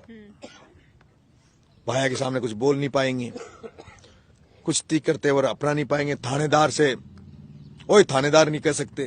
थानेदार से भी मोरपाल जी ये कहेंगे निवेदन कर रहा हूं, तो निवेदन तो भी जनता सीधी कर लेती है। जनता तो ऐसा नेतृत्व चाहती है कि जनता जिस नेता को चुने, जिस नेता को वोट दे, उसके फोन पर जनता का काम हो जाए। ये कर्मचारी अधिकारी तो नौकर है जनता के। अब ये मालिक अगर बने तो मालिक नरेश मीणा जनता का इनको नहीं बनने देगा। भ्रष्ट अधिकारी कर्मचारी मेरे एमएलए बनने के बाद अंता में नहीं रहेगा। और अगर कोई ईमानदार कर्मचारी अधिकारी है और जिसकी जनता में, जनमानस में उसकी पकड़ है, जनमानस उसको मानता है। आजकल मैडम बड़ी दुर्भाग्य की बात है कि लोग कर्मचारियों के प्रति नफरत करने लग गए। थानेदार खाकी वर्दी को लोग देखना पसंद नहीं करते। अगर कोई थानेदार जनता की सेवा करता है, गरीबों की मदद करता है, कोई गरीब असहाय व्यक्ति आ जाता है उसकी मदद करता है, उस थानेदार को हम उसकी इज्जत करेंगे, उसका सम्मान बढ़ाएंगे, उसको गांव-गांव में उसके लिए हम लोगों से कहेंगे भाई बहुत अच्छा आदमी है, ईमानदार आदमी है। लेकिन कोई भ्रष्ट आदमी, भ्रष्ट थानेदार, भ्रष्ट अधिकारी कोई अगर गलत करेगा तो उसके साथ हम भी गलत करेंगे। उसका चाहे काला मुंह करना पड़े तो फिर काला मुंह भी करेंगे। लेकिन आपको नहीं लगता ये सीट का ही दुर्भाग्य है? क्योंकि जेल से सबका नाता रहा है, आपराधिक मामलों से सबका नाता रहा है, राजनीति की बात हो रही है, जातीय समीकरणों को साधने की बात हो रही है, पर मुद्दों की बात कोई नहीं कर रहा है। मैं कर रहा हूं ना मैडम मुद्दों की। अपराधी हूं क्या मैं? अगर मैं अपराधी हूं तब तो महात्मा गांधी भी अपराधी हैं, तब तो भगत सिंह भी अपराधी हैं, सुभाष चंद्र बोस भी अपराधी हैं, तब तो शिबू सोरेन भी अपराधी हैं। मैं अपराधी हूं तो अपराधी तो प्रमोद जैन भाया है। मैं 14 बार जेल गया, 32 मुकदमे खाए तो जनता के लिए खाए, एक बार भी मैंने खुद के लिए नहीं। किसी बहन बेटी की इज्जत के साथ खिलवाड़ नहीं किया, किसी की जमीन पर कब्जा नहीं किया, किसी के साथ फ्रॉड नहीं किया। आज दिन तक 25 साल की राजनीति में कोई 2 रुपए का दाग नहीं लगा सकता। ठीक है, चुनाव लड़ रहा हूं, जनता मुझे चंदा दे रही है, जनता मदद कर रही है, वो एक अलग चीज है। लेकिन कहीं किसी से ये नहीं कि काम कराने के नाम पर कोई 2 रुपया खा लिया। और इसीलिए आज भी मैडम मैं जयपुर में किराए के मकान में रहता हूं। अगर नरेश मीणा के साथ जितने लोग हैं ना, ये बाया वाया तो कुछ नहीं है। मेरे पास जितने लोग हैं, जितना मैं मजबूत हूं, जो मेरी शैली है काम करने की, अगर मैं प्रॉपर्टी का काम करने लग जाऊं, जमीनों पर कब्जा करने लग जाऊं, तो मेरे पास तो जवाहर सर्किल पे, एयरपोर्ट पे 100-200 बीघा जमीन होती, जयपुर में होती। और आप तो मेरे को यूनिवर्सिटी जानते हो, जब यूनिवर्सिटी में मेरी धाक इतनी थी तो भी मैं जमीनों पर कब्जा करता तो 100-200 आज मैं 1000 करोड़ का आदमी मैं भी होता। लेकिन मैंने कभी जिंदगी में गलत नहीं किया। जेल गया, जनता के लिए गया, मुकदमे खाए, जनता के लिए खाए। लेकिन प्रमोद जैन भाया, उस पर सारे के सारे मुकदमे एफआईआर की कॉपी में आपको दे दूंगा। सारे के सारे मुकदमे फ्रॉड के हैं, खनन के हैं, 420 के हैं, छल कपट के हैं। वो क्रिमिनल है, वो अपराधी है। ऐसे लोगों को राजनीति में नहीं रहना चाहिए। और जनता की सेवा में तो किरोड़ी लाल जी में कितने मुकदमे हैं, उनसे तो आपने सवाल नहीं पूछे। 137 मुकदमे हैं मैडम। कितने? मैं तो अभी बहुत पीछे चल रहा हूं उनसे, मेरे तो 32 ही हैं। जितने भी नेता जो जन भावना के साथ, जनता के साथ काम करते हैं, हनुमान जी बेनीवाल पे कितने मुकदमे हैं? जो व्यक्ति धरना प्रदर्शन करेगा, सड़क जाम करेगा, जो व्यक्ति जनता के लिए सड़कों पे उतरेगा अभी वहां पे जमुआ रामगढ़ में एक बच्चे की बकरी चलाने गया, उसको मार दिया फॉरेस्ट वालों ने, उसकी लाश को लेके बैठ गया, मुकदमा दर्ज हो गया। झालावाड़ में बच्चों को न्याय दिलाने गए, धरने पे बैठा, मुकदमा दर्ज हो गया, 40 दिन जेल भेज दिया। मैं तो ये मानता हूं कि ये मेरे लिए आभूषण है, मेरे लिए गिफ्ट है कि मैं जनता के लिए लड़ता हुआ अगर मैं जेल जाता हूं तो मैं अपना सौभाग्य मानता हूं कि जेल जाना गलत उनके लिए हो सकता है जो गलत काम करके जाए, किसी बहन बेटी के साथ बेइज्जत के साथ खिलवाड़ करके जाए, कोई गलत काम करके जाए, उनके लिए गलत है। और भाया जेल जाएगा, लेकिन भाया जेल जाएगा ना तो जेल से आने पर 4 आदमी नहीं मिलेंगे। और नरेश मीणा जब जनता के लिए लड़के जेल जाता है, जब बाहर आता है ना, तो हजारों लोग नरेश मीणा के साथ खड़े रहते हैं। नरेश मीणा हाड़ौती में, आपने केजीएफ मूवी देखी ना? देखी? एक केजीएफ मूवी मैंने भी जेल में बहुत देखी, 2-3 बार।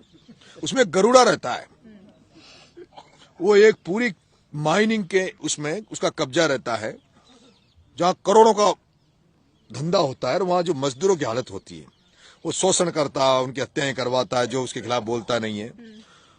वही सेम केजीएफ हाड़ौती में है मैडम। यहाँ के गरुड़ा है ओम बिरला, क्या नाम से आपका, प्रमोद जैन भाया और प्रताप सिंह सिंघवी। इन गरुड़ाओं के खिलाफ रॉकी बनकर नरेश मीणा आया है। ये रॉकी है जो केजीएफ में जिस तरह से रॉकी ने पूरे मजदूरों को एक करके लामबंद करके गरुड़ा को मारा, ऐसे में हाड़ौती की पूरी जनता को लामबंद करके इनको जगा रहा हूं। और फिर ये जग जाएगी तब इन गरुड़ाओं के लट दूंगा, इनको मारूंगा, इनको यहां से राजनीति से खदेड़ दूंगा। जेल में स्वाध्याय भी बहुत किया होगा आपने? बिल्कुल किया मैम। तो कोई एक ऐसी बुक नहीं पढ़ी कि गुस्सा कैसे कंट्रोल करे? कैसे शांत करूं इसको? जिस दिन इन लोगों के चेहरों पे खुशी आ जाएगी, हाड़ौती के किसानों के चेहरों पे खुशी आ जाएगी, गरीबों के चेहरों पे खुशी देख लूंगा और आत्म संतुष्टि हो जाएगी कि अब राजनीति में इनको प्रतिनिधित्व मिल रहा है, इनकी जो समस्या दूर हो गई, उस दिन गुस्सा खत्म हो जाएगा। गुस्सा किस बात पे आता है? अभी तो नहीं आ रहा। गुस्सा आता है जब अभी एक बहन आ गई माली समाज की, वो आके रोने लगी कि मेरे पति को थाने में मारा, और मारने के बाद भी उस थानेदार पे आज दिन तक कोई कार्रवाई नहीं हो रही। उस पर एफआईआर दर्ज हो गई, थानेदार को सस्पेंड कर दिया, लेकिन उसको पुलिस जो है कोर्ट में चालान नहीं पेश कर रही। फिर गुस्सा नहीं आएगा? क्या किसी गरीब के साथ कोई गलत काम करेगा तब तो गुस्सा जाए। आपको भी आता होगा मैडम, आपके सामने ही बताओ, आप यहाँ बैठी और आपके सामने किसी बहन बेटी के साथ कोई बेइज्जती कर रहा है, तो आप क्या करोगे? आप हाथ जोड़ोगे उस बेइज्जती करने वाले के? नहीं नहीं भैया छोड़ दो। क्या करोगे आप? या तमाचा मारोगी? क्या करोगे आप बताओ तो प्लीज। आपके सामने किसी बहन बेटी की बेइज्जती की जा रही है, आपके सामने, आप क्या करोगी? समझाइश, सबसे पहले समझाइश। वो गुंडा होगा, गरुड़ा होगा जो आपके फिर तो मैं कुछ कर ही नहीं पाऊंगी, फिर तो मैं कुछ कर ही नहीं पाऊंगी। इसका मतलब मैं भी असाई बन जाऊं आपकी तरह? ये आपकी कमजोरी मैडम, आप गलत शब्द बोल रही हो। इसका मतलब आप में आपकी आत्मा नहीं है। अगर आपके सामने किसी बहन बेटी की अगर कोई बेइज्जती करे, आपको उसको तमाचा जड़ना चाहिए। आप या फिर आप असाई बन के एक बार निवेदन करोगी भैया मान जाओ। भैया माने, वो भैया होता तो उसके साथ वो अश्लील हरकत क्यों करता? अगर आदमी में अगर कोई संस्कार है, मर्यादा है, वो कभी किसी के साथ गलत नहीं करेगा। मैंने आज दिन तक किसी गरीब की आत्मा नहीं दुखाई। आज दिन तक 30 साल से सरपंच है मैडम। एमएलए एमपी बनना आसान है, लेकिन सरपंच बनना टफ है। मेरी पंचायत में जाना, हमारे आसपास जिस गांव में पैदा हुआ उसके आसपास के लोगों से पूछना, लोग कहेंगे कि वो गरीबों के नेता है, गरीबों की मदद करते हैं, बड़े लोगों से लड़ते हैं। यही काम किया है यूनिवर्सिटी में। मेरा आपको शायद एक बार राजस्थान विश्वविद्यालय में 76 बच्चियों को, लड़कियों को बीएड का कॉलेज अलॉट हुआ। वो बेचारियों ने बीएड पूरी कर ली। उस कॉलेज की मान्यता सरकार ने रद्द कर दी कोई कमी के कारण। उन बच्चों का 76 बच्चों का सिलेक्शन हो गया था, मास्टर में टीचर बन गई थी, लेकिन उस कॉलेज की मान्यता रद्द हो गई, इसलिए उनको डिग्री नहीं मिल रही थी 76 बच्चों को। वो गवर्नर के पास गई, मुख्यमंत्री के पास गई, सब जगह चक्कर काट के आई। एक दिन मैं राजस्थान विश्वविद्यालय में जब गया, ये बात है मैडम 2010 की 11 की 2010 की बात है। वो बच्चियां, एक दिन मैं यूनिवर्सिटी में वैसे घूमने चला गया, वो बच्चियां मेरे पास आ गई। किसी ने कहा कि वो नरेश मीणा बैठा, उससे मिलो। उन्होंने कहा भैया, मैंने कहा बताओ कि भैया हमारे साथ में, हम गवर्नर के पास, हमारी नौकरी दांव पे है, कॉलेज की मान्यता रद्द हो गई, इसलिए हमारी नौकरी चली गई। मना, मैं तुम्हारी लड़ाई लड़ूंगा, लेकिन तुम्हें विश्वास हो तो लड़ूंगा। कि भैया हमने तो सब जगह चक्कर काट ली, इसलिए कोई बच्चा नहीं, तो अब आप पे भरोसा करेंगे। मैंने उनको कहा, मना तुम 76 बच्चियां हो, कुछ उसमें शादीशुदा थी, कुछ अनमेरिड थी। मना तुमसे एक काम है मेरा, तुम्हारे माँ बाप, जब तुम्हारा नौकरी का सवाल है, तुम्हारे माँ बाप को और तुम्हारे बच्चों को लेकर भी तुम आओगे और अपना अनशन पे बैठेंगे। मैं उनके साथ भी राजस्थान विश्वविद्यालय के मेन गेट पे अनशन पे बैठा, राजस्थान विश्वविद्यालय के मुख्य द्वार पे बैठा। 2 बच्चियों की तो अगले दिन शादी थी और वो मेरे साथ अनशन पे बैठी थी। अगले दिन फेरे थे उनके बच्चियों के, वो मेरे साथ अनशन में बैठी थी, मेहंदी लग रही थी। जब वहां एक अधिकारी, आईपीएस अधिकारी ने, मेरी बात हुई तो उन्होंने एक बार मेरे को बड़ा पॉजिटिवली बोले थे कि कभी तुम्हें इस तरह की बात हो तो हमें बताना, हम आपकी बात करेंगे।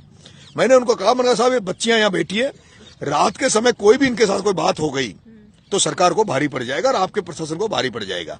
उस अधिकारी ने मुझे बुलाया, उसने कहा कि भाई आपकी मांग क्या है। मैंने कहा ये मांग है। उस अधिकारी ने मेरे को मोटिवेट किया, नाम तो नहीं बताऊंगा। उन बच्चियों को गवर्नर से बात हुई, गवर्नर ने उन बच्चों की स्पेशल डिग्री निकाली। वो 76 बच्चियां आज नौकरी कर रही है। मुझे नहीं पता वो कहां है, लेकिन मैं जानता हूं कि दुआएं मेरे लिए जरूर दे रही होगी। उनको ये पता होगा कि नरेश हमारा अंतर चुनाव लड़ रहा है, तो दुआएं मेरे लिए। ऐसे मैंने हजारों काम करे हैं। मैं किसी को काम करने के बाद, अच्छा मैं ये होता कि मैंने उनको नौकरियां दिलाई, उसके बाद मैं मोबाइल नंबर भी रखता, उनसे वो भी करता। मैं मदद करके मैं भूल जाता हूं कि कौन आदमी की मैंने मदद की। यही कारण है कि हजारों लोग जिनकी मैं अब तक जिंदगी में मदद किया, वो हजारों लोग मेरी मदद कर रहे हैं। इसलिए मैडम, गुस्सा एक लाजमी है, जब आता है, जब किसी के साथ कुठाराघात होता है। किसी गरीब पे कभी जिंदगी में गुस्सा नहीं आया। हनुमान बेनीवाल, गरीब मैडम, मैं एक किसान हूं, 100-150 बीघा जमीन है और हमारे खेतों में मजदूर काम करते हैं। उन मजदूरों को भी मैं अपने परिवार का हिस्सा मानता हूं। मेरे घर में बेरवा समाज का लड़का है जो मेरे घर में रोटी बनाता है। मेरा पेट्रोल पंप है, वो जो एक दुर्गालाल बेरवार, एक मनोज रेगर यहाँ लड़का होगा, ये मनोज रेगर मेरा सरपंच रहा है, जो अभी मेरा चुनाव संभाल रहा है, सरपंच रहा है। ये पिछली बार सरपंच था मेरे गांव में, अभी मेरी माँ सरपंच है, मेरी सरपंच ये करता है, इससे कसम खा के पूछ लो आप। मेरे पिताजी तो पंचायत समिति में जाते ही नहीं, सरपंचाई ये रेगर समाज का है, मनोज रेगर, कसम खा रहा हूं बच्चों की, इससे पूछ लो। इसको संभला रखी पंचायत, और पंचायत संभला रखी, इसको 20,000 रुपए महीने की मैंने, मेरे ईंट का काम है, उसकी नौकरी दे रखी है। हम गरीबों के लिए बने हैं, गरीबों की दुआओं के लिए काम कर रहा हूं। और इस कौन 15 दिन भूख हड़ताल पे रह ले? प्रमोद जैन भाई को एक दिन भूख हड़ताल पे रख दो आप, मैं चुनाव लड़ना ही छोड़ दूंगा। प्रमोद जैन भाई को एक दिन भूख हड़ताल पे बिठा दो गरीबों के लिए, मैं चुनाव नहीं लड़ूंगा, प्रमोद जैन भाई के पांव पूज लूंगा। एक दिन रखो तो सही भूखा। मैं 15 दिन भूखा रह लिया बच्चों के लिए। पहले भी 9 दिन छात्र राजनीति में भूखा रहा, आपको ध्यान हो तो। 31 करोड़ रुपए छात्रवृत्ति के दिलाए। मेरी आप पुरानी स्टोरी तो दिखाओ आज तक पे। मेरी छात्र राजनीति के बारे में बताओ बच्चों को कि 9 दिन तक नरेश मीणा सत्याग्रह किसानों के लिए 2017 में जब दौसा में जब लाठीचार्ज हुआ, गांधी जी की मूर्ति में माला पहना रहा था, वहां के नेताओं ने मुझे जेल में डाला। 9 दिन तक आमरण अनशन पे रहा जेल में। 2006 में बच्चों की छात्रवृत्ति बंद हो गई तो बच्चों के लिए अनशन पे रहा और 31 करोड़ रुपए दिलाए, बच्चों के एडमिशन करवाए। तो मैंने तो मेरी जीवन ही गरीबों के लिए बना है और मैं यही चाहता हूं कि अंतिम समय तक गरीबों की मदद करूं, क्योंकि गरीब सही दवा गरीब ही देता है। आप शादी ब्याह करोगे ना, तो शादी ब्याह में आप गरीब और बड़े आदमी सबको बुलाना और बढ़िया माल बनाना, बढ़िया गुलाब जामुन टेंट वेंट बढ़िया लगाना, सब लगाते हैं अपनी श्रद्धा के अनुसार। बड़े आदमी आते हैं तो वो कहेंगे सब कुछ ठीक है पर इस टेंट में थोड़ी कमी है, सब कुछ ठीक है पर गुलाब जामुन मिठाई कम है। लेकिन आप किसी गरीब को खिलाना, कोई भिखारी हो, कोई मजदूर हो, उनको गुलाब जामुन खिला देना, वो जिंदगी भर कहेंगे यार गुलाब जामुन खिलाए, मिठाई खिलाई। गरीब आदमी कभी कमी नहीं निकालता, और बड़े आदमी तो कितना ही कर लो उनके लिए, फिर भी कह देंगे यार वो अपन बड़े थे इसलिए मदद कर दी होगी। इसलिए गरीबों के लिए काम कर रहा हूं, गरीबों की सेवा करता रहूंगा। हनुमान बेनीवाल आप चाह रहे थे आपकी चुनाव प्रचार में आ जाएं, लेकिन अभी तक तो आए नहीं है। आगे बात हुई आपकी उनसे? उनको आना चाहिए, बस मैं ये कहूंगा, उनको आना चाहिए, भाई साहब को आना चाहिए। क्या लगता है उनके आने से कितना कुछ बदल जाएगा? अब देखो, किसान नेता है और लड़ाके हैं, जनता के लिए लड़ते हैं। अगर और यहाँ जनता लड़ने वाले को पसंद करती है। अगर हनुमान भाई साहब आएंगे तो समाज के वोट तो सामाजिक तौर पे देखा जाए तो कम है, लेकिन वो आएंगे तो केवल एक समाज से जोड़कर नहीं ले सकते, उनका असर बहुत ज्यादा होगा। और जहां बीजेपी कांग्रेस के बाद बड़े बड़े नेता हैं, मेरे पास तो गुड्डा साहब हैं जो मेहनत कर रहे हैं, एक छोटे भाई की तरह मुझे प्यार और मार्गदर्शन कर रहे हैं चुनाव में। ऐसा कोई नेता नहीं है जो इस तरह से खड़े रहे। अनशन के दौरान भी आज यहाँ भी गुड्डा साहब जिस तरह से मेरा चुनाव का संचालन कर रहे हैं, बेनीवाल जी अगर आते हैं तो मुझे भी मदद मिलेगी, बड़ी मदद मिलेगी। क्योंकि आप इस विधानसभा सीट में एससी कास्ट के भी बहुत सारा वोट हैं, तो आपने पहले कहा था कि चंद्रशेखर आजाद को आप बोलेंगे कि वो यहाँ पर आए, प्रचार करें आपका, तो क्या बातचीत हुई उनसे? देखिए मैडम, मैंने तो नारा लगा दिया, एरों का ना गेरों का, थर्ड मोर्चा शेरों का। अब बीजेपी कांग्रेस को जो लोग पसंद नहीं करते या जो लोग इनसे इतर सोचते हैं, उन तमाम लोगों को आना चाहिए। जो सोचते हैं कि भाई हमें कांग्रेस बीजेपी के खिलाफ राजस्थान में भी तीसरा मोर्चा खड़ा करना है, उन सबका मैं अभिनंदन हार्दिक स्वागत करूंगा अगर वो यहाँ आएंगे तो। कैसा चल रहा है आपकी नजर में आपका प्रचार? आप कल 2 दिन से आप रिपोर्ट कर रहे हैं फील्ड में, आपको ज्यादा पता होगा, लेकिन उम्मीद करता हूं कि नीली छतरी वाले की इस बार कृपा होगी, जनता का आशीर्वाद मुझे मिलेगा और इस बार मैं विधानसभा में पहुंचूंगा। नीली छतरी वाले की कृपा तो सचिन पायलट पे भी नहीं हुई, मुख्यमंत्री नहीं बन पाया और उन्होंने बयान दिया। नहीं, ऐसा नहीं है। ईश्वर कुछ सोच समझ के करता है, जो भी करता है, हो सकता है और भी कुछ अच्छा करें। मैं तो जब छबड़ा चुनाव हार गया था और देवली में जब टिकट मांग रहा था तो पहली बार खाटू श्याम जी गया था। जब बिल्कुल हताश और निराश हो गया था तब मैं हारे के सहारे के दरबार में गया था। और मुझे ऐसा लगता है कि उनकी जब से मेरे पर कृपा हुई है, उन्हीं की कृपा से मेरा टिकट कटा देवली में, उन्हीं की कृपा से चुनाव लड़ा, 60,000 वोट आए, समरावता और पूरा हिंदुस्तान नरेश को जान गया, उन्हीं की कृपा से चुनाव हो गया। जिस व्यक्ति से यहाँ पर चुनाव लड़ाई लड़ने चालू हुआ उसी के खिलाफ आकर चुनाव लड़ा दिया। तो बाबा खाटू श्याम कुछ अच्छा ही करवाना चाह रहा है। हो सकता है वो मेरे हाथ से ही उस भाया का, रावण रूपी भाया का, कंस रूपी भाया का अंत करवा दे। अच्छा, एक बात बताइए, जिस तरीके से जब मैं भी यहाँ पर आई और मैंने अंधा विधानसभा में भी गई तो कई ऐसे लोग मिले जो बीजेपी से नाराज थे लेकिन आपके पक्ष में बोल रहे थे। तो बीजेपी से नाराज लोग नरेश मीणा के साथ क्यों आ रहे हैं? मैडम, और ये आरोप भी वो लगाते हैं कि कांग्रेस बीजेपी मिले हुए हैं। ये पूरा आरोपी जानता है कि ओम बिरला शांति धारीवाल जी मिले हुए हैं।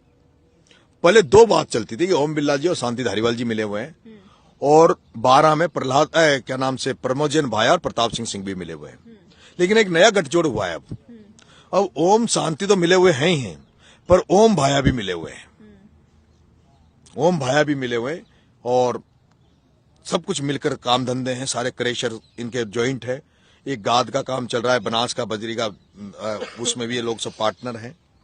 और ये बात 2 बार सिद्ध हो गई जब प्रमोद जैन भाया की घरवाली 12 वोट होने के बावजूद भी, 13 वोट बीजेपी में होने के बाद भी, उपेंद्र शर्मा जी जो कि जिला प्रमुख के कैंडिडेट थे, प्रियंका शर्मा, और 1 वोट को बीजेपी वालों ने, प्रताप सिंह भी ने प्रमोद जैन भाया को देके प्रमोद जैन भाया की घरवाली को जिला प्रमुख बनाया, तब सिद्ध हो गया था।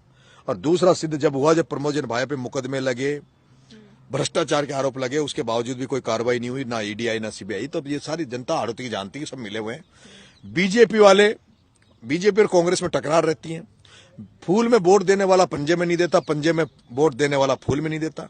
अब मैं निर्दलीय हूं तो मुझे तो फूल वाला भी दे सकता है, पंजे वाला भी दे सकता है, और सारे लोगों की कृपा मेरे पे हो रही है। और मुझे लगता है जो भी अच्छी राजनीति पसंद करते हैं, चाहे वो बीजेपी वाले हों या कांग्रेस वाले हों, जो शुद्ध राजनीति का शुद्धिकरण करना चाहते हैं, वो राजनीति का शुद्धिकरण का आंदोलन है। अगर ये भायार ये निमट जाएंगे तो हो सकता है राजनीति में भी अच्छापन आ जाए, एक अच्छा माहौल बने, अच्छा वातावरण क्रिएट हो। तो मुझे लगता है कि सब अच्छे बुद्धिजीवी लोग, प्रबुद्ध जन लोग, चाहे वो एडवोकेट्स हों, मैं पहली बार देख रहा हूं जब ब्राह्मण समाज और राजपूत समाज, इन दोनों समाजों का मेरे पे विशेष कृपा हो रही है, विशेष आशीर्वाद मुझे मिल रहा है। और मुझे लगता है कि जब ब्राह्मण समाज और राजपूत समाज मुझे आशीर्वाद दे रहा है तो इसका मतलब है कि मेरा काम करने का जो तरीका है, जो जिस मार्ग पे मैं जा रहा हूं, वो उचित है और उसमें सफलता मुझे मिलेगी। किससे सीधी टक्कर मान रहे हैं, बीजेपी से, कांग्रेस से? दोनों के 40-40 हजार आएंगे और आपके भाई के 80 हजार आएंगे। 1,70,000 75,000 वोट डलेंगे। इन दोनों के 40-40, मेरे 80, 160 और 10-15 हजार उनके जो निर्दलीय नोटा वोटार वो लड़ रहे हैं उनके आएंगे। अगर वसुंधरा राजे अभी तक मैदान में आई नहीं है, जब वो आ जाएंगी तो आपको लगता है कि ये चुनाव पलट सकता है, मोरपाल जी थोड़े और स्ट्रांग हो सकते हैं? जब नीली छतरी वाला मेरे साथ खड़ा है तो फिर वसुंधरा हो, दुष्यंता हो, बिरला हो, बाया हो, बाबिया हो, डोटासरा हो, रंधा हो, किसी से कोई फर्क नहीं पड़ता। वोट तो जनता देती है, वो थोड़ी देती है, वसुंधरा थोड़ी देती है। वसुंधरा का तो खुद का और उसके बेटे का 2 वोट है यहाँ। ये भी जनता समझ रही है कि वसुंधरा जी का 1 वोट खुद का, दूसरा वोट दुष्यंत का, तीसरा वोट तो उनका नहीं है, निहारिका का भी नहीं है। 2 ही वोट से और 10 बार सांसद बन गई, 2 बार मुख्यमंत्री बन गई। और जब भी पिपलोदी का बच्चा उनको साथ न्याय न करियो। वसुंधरा जी ने राजनीतिक तौर पर सब मिले हुए हैं, सब मिले हुए हैं। भाया लोकसभा में वसुंधरा जी के खिलाफ कमजोर कैंडिडेट लाता है, या तो खुद लड़ते हैं, या ऐसा कैंडिडेट लाता है, या फिर धोखा दे देता है। और मैडम अंता में देखो ना, अभी प्रभुलाल जी सैनी अगर आते तो मेरी और प्रभुलाल जी की कांटे की टक्कर होती, क्योंकि प्रभुलाल जी का जनाधार बहुत था। प्रभुलाल जी के लोग अभी बहुत तारीफ करते हैं यहाँ कि यहाँ तो काम जो हुए हैं वो प्रभुलाल जी के टाइम पे हुए हैं। प्रभुलाल जी से लोग बहुत ज्यादा जुड़े हुए हैं। लेकिन मोरपाल जी को लाना, एजेंट लोगों ने मान लिया डमी है, चुनाव नहीं लड़ पा रहा। लड़ पा रहा है क्या? दिख रहा है कहीं आपको मार्केट में चुनाव लड़ रहा है? कहीं नहीं दिख रहा। प्रमोद जैन भाया भी मार्केट में नजर नहीं आ रहा। लेकिन प्रमोद जैन भाया तो उसने 2-3 मंदिर बनाए मैडम। उसने विकास के नाम पर, धर्म के नाम पर, वो कहता है धार्मिक हूं, धर्म के नाम पर उसने एक तो बड़ा क्या बावड़ी पे मंदिर बनाया है, और एक हाईवे पे उन्होंने एक जैन मंदिर बनाया है। उस धार्मिक स्थल बड़ा की बावड़ी पर ना भजन होते हैं, ना कीर्तन होते हैं, ना प्रवचन होते हैं। होती है तो केवल कांग्रेस और प्रमोद जैन भाया की मीटिंगें होती हैं। और जब भी चुनाव आता है उस धार्मिक स्थल को भी नहीं छोड़ा प्रमोद जैन भाया ने। वहां सारा जो पैसा बढ़ता है अभी चुनाव में, वो उसी बड़ा की बावड़ी पे धार्मिक स्थल से बांटता है। फिर दूसरा भी जैन मंदिर बना रहा है अपने उस पे हाईवे पे। वहां भी अभी तक उसकी वो नहीं हुआ, क्या बोलते हैं, नांगड़ वांगड़ जो भी एक प्रतिष्ठा होती है उसकी, उसके पहले वहां कोई प्रवचन नहीं। कोई वहां सोच रहे थे भाई जैन संत महात्मा आएंगे तो अपने भी सुनेंगे, जाएंगे लोग। लेकिन वहां भी कांग्रेस की मीटिंगें होने लग गई। अभी जब डोटासरा पिछली बार तिरंगा रैली लेके आए थे तो उस जैन मंदिर पे मीटिंग हुई है। मतलब धर्म के नाम पर भी उन्होंने केवल कार्यालय खोल लिए कि यहाँ मीटिंग, यहाँ बड़ा का बावड़े पे और इधर हाईवे पे नजदीक पड़ेगा। कभी भी कोई चुनाव लड़ेंगे तो यहाँ बैठ के करेंगे, यहीं से कैंपेन चलेंगे। ये बड़ी दुर्भाग्य की बात है। जैन समाज मेरे लिए बहुत ही आराध्य है और ऐसा धर्म है। महावीर स्वामी और गौतम बुद्ध ने ऐसे धर्म बनाए जिन्होंने रूढ़िवादी पाखंडवाद से हटकर एक ऐसे धर्म की कल्पना करी, एक ऐसा धर्म बनाया जिसमें सर्व समाज का सभी लोगों का हित हो। लेकिन 5 नियम जो जैन समाज में बनाए हुए हैं, सत्य, असत्य, अपरिग्रह, अहिंसा, उन 5 व्रतों पर प्रमोद जैन भाया उनके अगेंस्ट काम करता है। सत्य कभी बोलता नहीं है। अपरिग्रह मतलब आपको जितना धन की जरूरत है उतना ही धन आप इकट्ठा करो, लेकिन धन 17,000 करोड़ का हो गया। एक लड़का है, उसकी क्या हालत है मैं जानता हूं, लेकिन फिर भी पैसा इकट्ठा करने में अभी भी नहीं चूक रहा। जो व्यक्ति धर्म के अनुसार नहीं चले, धर्म के नियमों पे नहीं चले, वो फिर काय का धार्मिक है? आपको सबसे पहले तो जो जैन धर्म के जो नियम बने उन पे तो आप बात और कसम खा के कह दो कि वो धर्म पे चल रहा हूं। और आपने अभी नजारा देख लिया, एक म्यालडा गांव है, उसमें एक पवन यादव की हत्या करवाई गई। हत्यारे एक दिन जेल नहीं गए। गौरव शर्मा के यहाँ एक ब्राह्मणों का एक इकलौता बेटा की हत्या कर दी गई, गोली मार के हत्या हुई और 6 महीने में हत्यारे बाहर जेल से आ जाए।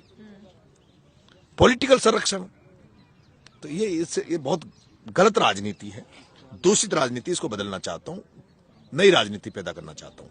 अच्छा, एक बात बताइए, कई लोग ऐसा भी कहते हैं कि ये 2028 की राजनीति कर रहे हैं नरेश मीणा। अगर ये चुनाव वो हार जाते हैं तो जो तैयारी हो रही है वो असली 2028 की हो रही है। देखिए मैडम, जब राजनीति में हो तो राजनीति करने के लिए तो बनाओ ना। लेकिन राजनीति को जब हम ये कहते हैं कि राजनीति एक जनसेवा का माध्यम है, तो राजनीति में रह के अभी एमएलए की क्या जरूरत पड़ गई नरेश मीणा को? नरेश मीणा तो वैसे भी जनसेवा कर रहा है, लोगों के लिए लड़ रहा है। लेकिन जो मैं जनसेवा लोगों की करना चाहता हूं, अभी उसमें रोड़े अटकाए जा रहे हैं कि मैं उन बच्चों की मदद करने गया, मुझे जेल में डाल दिया 40 दिन। अगर मैं एमएलए होता तो मैं जेल में नहीं जाता ना, क्योंकि सीआईडी जीपी जांच करती, जांच होती, 6 महीने लगते, उसके बाद मैं जमानत करवा लेता। 8 महीने वहां एसडीएम वाले में भी सीआईडी सीपी होती।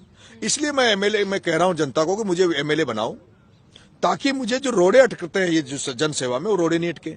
और 2028 का चुनाव है, अगर यहाँ एमएलए बन गया तो ये तय मान लो कि नजर पूरी 2028 पे है। जिन्होंने जो मुझे हराने आ रहे हैं, जो मेरा नुकसान करने आ रहे हैं, उनको सबको देखेंगे 2028 में। कौन सी सीट से लड़ेंगे 2028 में चुनाव? अलग सीट होगी या यहीं कहीं होगी? 2.5 साल के लिए मौका मांग रहा हूँ इन अंता वालों से। 2.5 साल के लिए अगर अंता की जनता ने मौका दे दिया, और मैं गाँव में जा रहा हूँ, जो कह रहा हूँ, अभी तुम माला पहना रहे हो, मेरी मदद कर रहे हो, अगर मैं तुम्हारी अपेक्षाओं पे खरा नहीं उतरूं तो मेरे जूतों की माला पहनाना। 2.5 साल अगर एमएलए बनने के बाद अगर इनके बीच में अगर इनके लिए काम किया और अगर इनका जन समर्थन मिल गया तो यहाँ लड़ लूंगा, और ये कह देंगे कि ना हम आपसे धाप गए, तो फिर और देखेंगे। लेकिन रिश्ते निभाता हूं। देवली उनियारा चुनाव लड़ा, छबड़ा चुनाव लड़ा, तो वहां जाकर देखो, छबड़ा जाकर देखो, हजारों लोग मेरा प्रचार करने आ रहे हैं। मैं इन जनता वालों से कह रहा हूं, हारना जीतना भगवान के ऊपर है, ईश्वर के ऊपर है। जो भी परिणाम आएगा वो तो ईश्वर के हाथ में। लेकिन अंता में 1 महीने में ऐसे रिश्ते बना लूंगा जो ये रिश्ते कभी टूटेंगे नहीं। ये जो बाहरी भीड़ आ रही है, क्योंकि भीड़ तो आपके साथ दिखाई देती है, इसमें तो कोई दोहराए नहीं है जी। लेकिन ये जी, आप कहाँ के हो? तो ये जो भीड़ है वो वोटों में तब्दील भी हो पाएगी? नहीं, भीड़ नहीं है, भीड़ नहीं है, समर्थक है, चाहने वाले हैं, जो खुद का डीजल बढ़ा के खुद की 20-20 लाख की गाड़ियां यहाँ तोड़ रहे हैं। कुछ रिश्ते कमाए होंगे, कुछ व्यवहार कमाया होगा, इसलिए आ रहे हैं। ये लोग भीड़ नहीं है, समर्थक हैं, चाहने वाले हैं। जो मेरी वो 40-40 स्टार प्रचारक आ रहे हैं, उनसे पूछो ना क्यों आ रहे हैं, क्या जरूरत है? उनके पास 40-40 स्टार प्रचारक है, बड़े बड़े नेता है, मेरे पास ये साथी लोग हैं, प्यारे साथी हैं। अच्छा, ऐसा नहीं लगता, क्योंकि कल ही एक व्यक्ति ने मुझसे ये कहा कि आपने गुर्जरों को लेकर जो बयान दिया उससे गुर्जर समाज नाराज हो गया, और आप आपा खो देते हैं, गुस्सा कर जाते हैं, और इसीलिए कहीं ना कहीं नुकसान हो जाता है। होता है मैडम, नुकसान होता है, ये बात मान ली आपकी। लेकिन मैं सच्ची बोलता हूँ, जो मेरे मन में होता है वो बोलता हूँ। मेरे को कोई, मैं अपने अंदर नहीं रख सकता। मैं जो मन में आता है मैं बोल देता हूँ। उसका नुकसान भी होता है, फायदा भी होता है। मैंने तो वो भी सार्थक रूप में कहा था, लेकिन कुछ लोगों ने उसको, ये बिरला ग्रुप जो था, बिरला की आईटी सेल थी, उसने उसको उल्टे तरीके से लिया। यहाँ भी अभी पूरी आईटी सेल बनी हुई है। 35 लाख का टेंडर दिया और प्रमोजन भाई ने सोशल मीडिया को चलाने का लिए। अब 35 लाख का टेंडर दिया है तो वो उसका काम करेंगे, जितना वो हो सकेगा नरेश को बदनाम करने का काम करेंगे। लेकिन आप एक बात बताओ, आपका भी इतना अनुभव रहा होगा, अगर भाया नरेश मीणा को टारगेट कर रहा है, भाया की आईटी सेल, कांग्रेस के लोग नरेश मीणा को बदनाम करने का प्रयास कर रहा है, इसका मतलब बीपी तो बढ़ रही है ना, टेंशन तो बढ़ रही है ना, है? क्यों नहीं बीजेपी पे हमला कर रहे? बीजेपी वालों ने, कल आईटी सेल की मीटिंग हुई, बीजेपी वालों की, जयपुर से लोग आए थे, उसमें बात हुई कि भैया भाया के खिलाफ नहीं बोलना, नरेश के खिलाफ बोलना है। भाया के इलाज तो नरेश कर रहा है। कुल मिलाकर दोनों ही पार्टियों का टारगेट नरेश मीणा है। इसका मतलब है दोनों पार्टियां ये मान चुकी कि नरेश मीणा हमसे आगे जा रहा है। कहीं ऐसा तो नहीं है आपकी और भाया की लड़ाई में फायदा बीजेपी को मिल जाएगा? नहीं, मुझे नहीं लगता, मुझे नहीं लगता। मुझे, मैंने कहा ना आपको, दोनों पार्टियों के जितने वोट आएंगे उतने मेरे आएंगे अकेले के। अच्छा, हम ऑफ कैमरा बात कर रहे थे और आप गुस्से को लेकर आप बोल रहे थे कि मेरा स्वभाव तो नहीं बदलेगा, और जो लोग आपसे मार खाते हैं वो लोग फेमस हो जाते हैं। नहीं, ऐसे नहीं कहा, आप गलत। देखो, ये इंटरव्यू ठीक नहीं है आपका। ऑफलाइन की बातों को इतना शेयर नहीं करना चाहिए। मैंने कहा था कि गुस्सा जो है मेरा स्वभाव तो कभी चेंज नहीं होगा, ये रहेगा। लेकिन मैंने कहा था कि किसी को मैं डांट देता हूं, मेरे साथी को, वो अपने आप को मानता है। अब मैं भाई साहब ने मुझे अपना मान लिया, बहुत बड़ी संख्या में साथी हैं। आदमी किसको डांटता है? परिवार के व्यक्ति को ना, या आप किसी को डांट सकते हो, हिम्मत कर सकते हो किसी दूसरे को डांट दो। परिवार का व्यक्ति जब कोई गलती करता है तो आप उसको डांटते हो, इस अधिकार के साथ डांटते हो कि ये व्यक्ति उसका बुरा नहीं मानेगा। और उसी अधिकार को मैं अपने भाई मानता हूं सबको। उस भाईचारे का, उस अधिकार के साथ ही मैं उनको डांटता भी हूं, तीखा भी बोलता हूं। लेकिन वो उसको ये मानते हैं कि हमारे प्रति इसका भाई का इतना प्यार और लगाव है, इसलिए हमें डांट देता है, उसको बुरा नहीं मानते। अच्छा चलिए, क्योंकि आपने ऐसी बात कही है, आपके गुस्से को, आपके अपशब्दों को, कई लोग ये कह देते हैं कि आप गुंडे हैं। अब राजस्थान की जनता ये इंटरव्यू देख रही है, तो उनको आप क्या कहना चाहेंगे अपने गुस्से को लेकर? गुस्सा कहाँ करता हूं मैं? ये तो कैमरे पे देख के कहिए ना, गुस्सा कहाँ? गुस्सा नहीं करता। हाँ। किसी गरीब और कमजोर के साथ जब कोई गलत करता है तो गुस्सा होता है, और वो होता रहेगा, होता ही रहेगा। वो गुस्सा जो भगत सिंह के अंदर था, वो गुस्सा नरेश मीणा के अंदर भी है, और वो रहेगा। अपशब्दों की आपने बात की, आज दिन तो मैंने तो अपशब्द बोले नहीं। एक टाइम था जब बोले, और उसके लिए मैंने माफी मांगी समाज से। मैंने वेश्य समाज से माफी मांगी सार्वजनिक तौर पे कि मैंने 2020 में एक बोल दिया था कुछ अपशब्द, लेकिन उस समय वो इस तरह का माहौल था यहाँ कि प्रमोद जैन भाया के खिलाफ पत्ता नहीं हिलता था, उसका खोप था। जैसे मैंने कहा ना, गरुड़ा वाली मूवी मैंने केजीएफ का आपको दिया ना कि केजीएफ में गरुड़ा ने जिस तरह का शोषण कर रहा था और उसको रॉकी जिस तरह से आके वो गरुड़ा को निपटाया, वो वहां उस समय उसकी जरूरत थी। और धीरे धीरे जैसे रॉकी ने उनसे आजाद कराया, वैसे ही आरोती को 2020 से लेकर अब मैंने किया ना, अभी सारे लोगों का समाज का मेरे ऊपर आशीर्वाद है, वैश्य समाज का मेरे ऊपर आशीर्वाद है। जो अच्छे व्यापारी हैं, सबसे ज्यादा परेशान तो 12 का व्यापारी है, जो प्रमोद जैन भाया को फाइनेंस करते थे।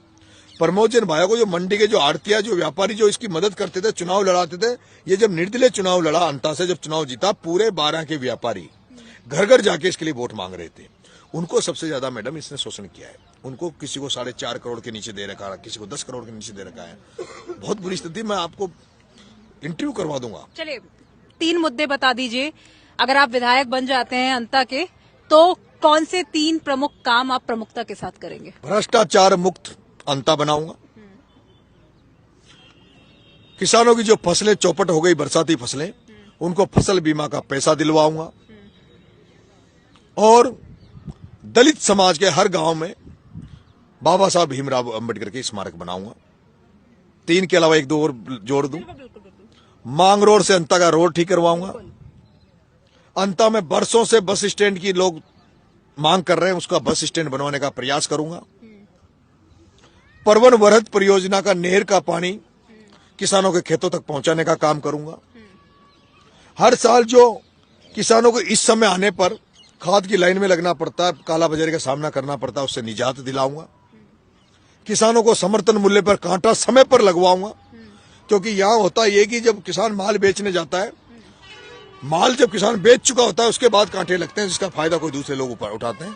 तो समर्थन मूल्य का कांटे सही समय पर उनको लगाए ताकि किसानों को फायदा मिले। बिजली के तंत्र को ठीक कराऊंगा।